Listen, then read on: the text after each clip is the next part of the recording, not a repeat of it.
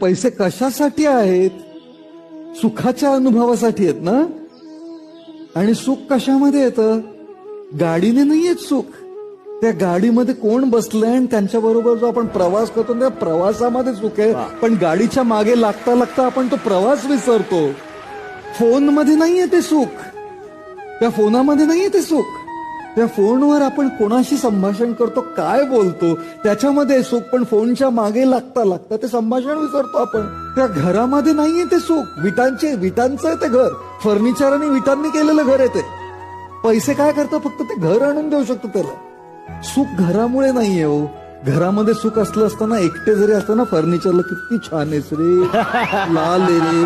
Furniture मध्ये असतं सुख आणि विटांच्या घरामध्ये असलं असतं तर सगळे एकटे राहणारे अगदी सुखी राहिले असते ना. म्हणून फर्निचर आणि विटांच्या घरामध्ये सुख नाहीये, नात्यांमध्ये सुख आहे आपलं. घड्याळामध्ये सुख नाहीये. घड्याळामध्ये सुख नाहीये.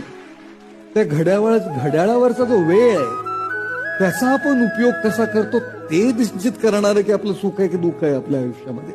म्हणून पैसा महत्वाचा आहे, पण त्या पैशांबरोबर आपलं स्वतःचं आरोग्य, शारीरिक मानसिक आरोग्य, आपली नाती, आपली माणसं, आपले मित्र, आपलं आयुष्य हे देखील फार महत्वाचं आहे. आणि हा बॅलन्स शोधणं